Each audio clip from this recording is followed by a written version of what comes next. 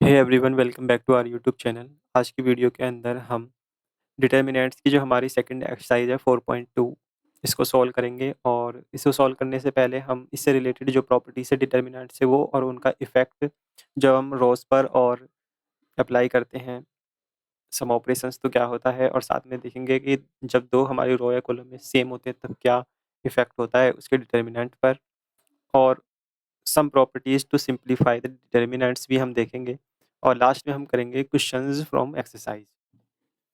First property है हमारी, the value of determinant remain unchanged if its row and column are interchange. अगर हम रो को कॉलम से या कॉलम को रो से इंटरचेंज करें तो हमारे डिटर्मिनेंट की वैल्यू पे कोई फ़र्क नहीं पड़ता। ये हम मैट्रिसेस में भी पढ़ चुके हैं कि हम ट्रांसपोज जब निकालते हैं वो उसी के इक्वल होता है। अगर हम इसका डिटर्मिनेंट ले लें तो सेम ही होगा। सेकंड प्रॉपर्टी हमारी है, इफ़ एनी टू रोज और कॉलम्स, दो रो या दो column of a determinant are interchange then the sign of determinant change. अगर मैं R1 को और R2 को इंटरचेंज करूं तो मेरे जो डिटर्मिनेंट का साइन है वो चेंज होगा, एक नेगेटिव आएगा। अगर मैं अगेन R2 को R3 से कर दूं तो अगेन नेगेटिव साइन आएगा, जिसकी वजह से मेरा पॉजिटिव हो जाएगा। तो इस तरीके से डिटर्मिनेंट पर इफेक्ट होता है जब हम रो और कॉलम को इंटरचेंज करते हैं। हम आते हैं प्रॉपर्टी नंबर 3 पर, इफ़ एनी टू रो और column of a determinant are identical. अगर हमारी किसी रो किन्हीं दो रोज के जो एलिमेंट्स है वो सेम है, या किन्हीं दो कॉलम्स के एलिमेंट्स अगर सभी सेम है तो हमारे डिटर्मिनेंट की वैल्यू जो जीरो होगी। ये इसकी शॉर्ट ट्रिक है। देखते ही अगर दो रो और कॉलम जो है अगर सेम आ रही हो तो उसकी वैल्यू जीरो होगी डिटर्मिनेंट की, उसे सॉल्व करने की जरूरत नहीं है। और फोर्थ प्रॉपर्टी हमारी है, इफ़ ईच एलिमेंट ऑफ रो और column of a determinant is multiplied by a constant k, then its value get multiplied by k। अगर हम किसी रो को या कॉलम को किसी पर्टिकुलर वैल्यू से मल्टीप्लाई कर दे तो वो उसके डिटर्मिनेंट के मल्टीप्लाई के बराबर होगी, कि हम डिटर्मिनेंट में भी उसमें कुछ मल्टी वही कांस्टेंट मल्टीप्लाई कर दें। तो हम रिमेंबर रखने वाली बात ये है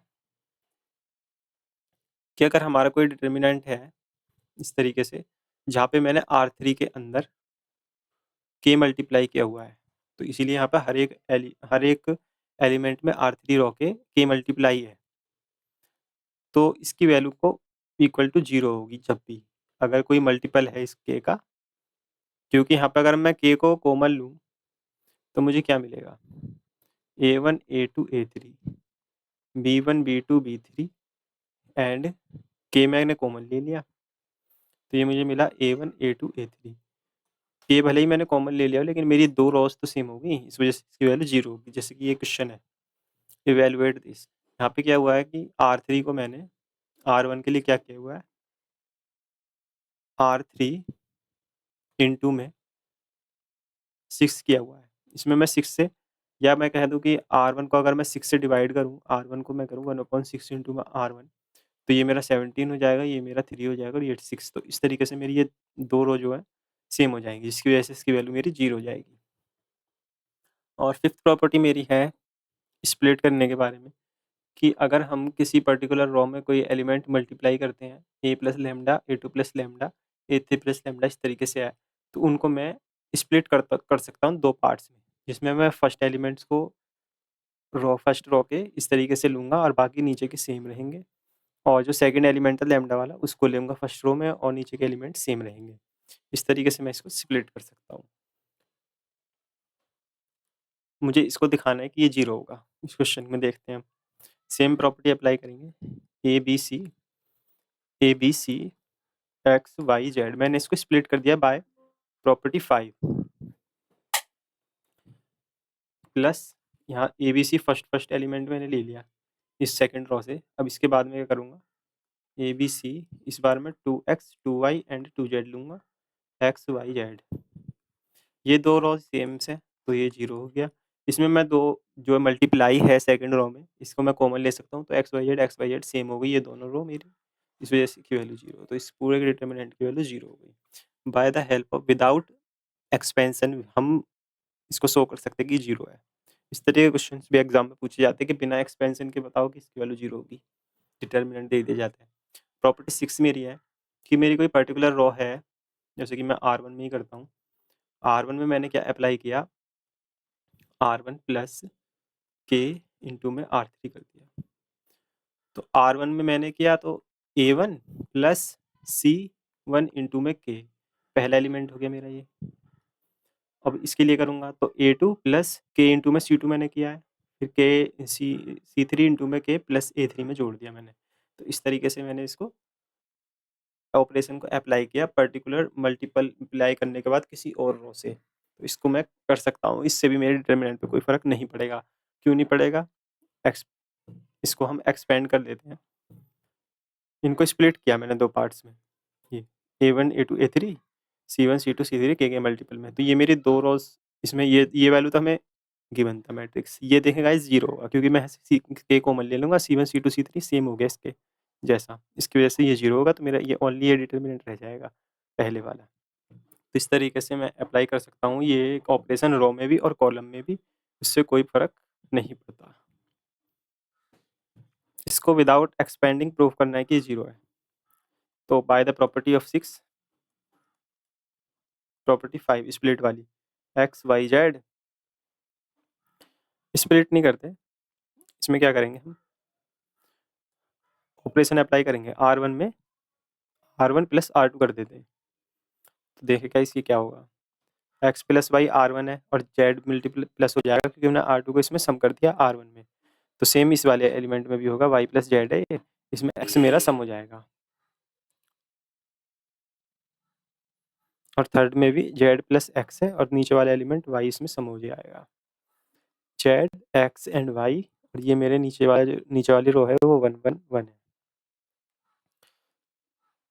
अब देखेगा इसमें यहाँ से एक्स वाई जेड कॉमन लूँगा फर्स्ट रो से। एक्स वाई जेड मैंने जैसे ही कॉमन लिया तो ये मेरा 1 1 1 जेड एक्स वाई 1 1 1, तो मेरी 2 रो सेम हो गई, जिससे मैं कह दूंगा कि ये 0 है। इस तरीके से हम इसको 0 शो कर सकते हैं। अब नेक्स्ट आते हैं हम अपनी एक्सरसाइज पर, जिसमें मेरा पहला क्वेश्चन गिवन है। इसको मैं इसमें स्प्लिट करूँगा और फिर इसमें स्प्लिट करूँगा 2 पार्ट्स में। तो एक्स वाई जेड सेम और ए बी सी सेम, तो इसकी वैल्यू 0 हो जाएगी स्प्लिट करने पर। सेकंड क्वेश्चन है हमारा। सेकंड क्वेश्चन में क्या करता हूँ, R1 में R1 प्लस R2 ये ऑपरेशन अप्लाई करूँगा R3।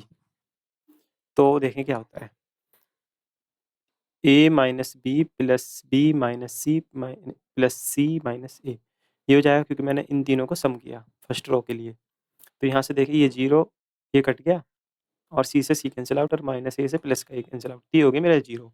इसी तरीके से जब इसको सम करूँगा तो अगेन 0 और ये भी 0। जब मेरी किसी रो में सारे तीनों एलिमेंट 0 हो जाए या किसी कॉलम में, तो उस डिटरमिनेंट की वैल्यू 0 होती है, इसलिए ये हो गया मेरा 0। अब हम आते हैं क्वेश्चन नंबर 3 पर। क्वेश्चन नंबर 3 में मेरा जो कॉलम है C1, मैं उसमें क्या करूँगा, C1 प्लस 9 इंटू में C2 ये करता हूँ।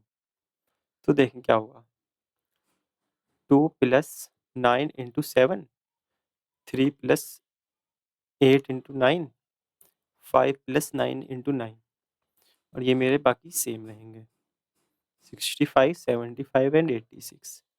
इसको मैं फर्दर सिंप्लीफाई करता हूँ, 9 7 जा 63 एंड 2 विच इज 65, और ये हो गया मेरा 75 और ये हो गया मेरा 86। 7 8 9 65 75 एंड 86। तो यहाँ पे देखें आप 2 कॉलम मेरे सेम हो चुके हैं। अब मैं यहाँ से डायरेक्ट कह दूंगा कि ये मेरा डिटर्मिनेंट 0 होगा। अब रहा हमारा क्वेश्चन नंबर 4। तो इस क्वेश्चन को आप करके ट्राई करना, चाहे इस पे ऑपरेशन लगाना या स्प्लिट करना, और देखना कि ये 0 आता है क्या नहीं। अगर ना आए तो मुझे कमेंट में बताना। तो मिलते हैं किसी और टॉपिक के साथ।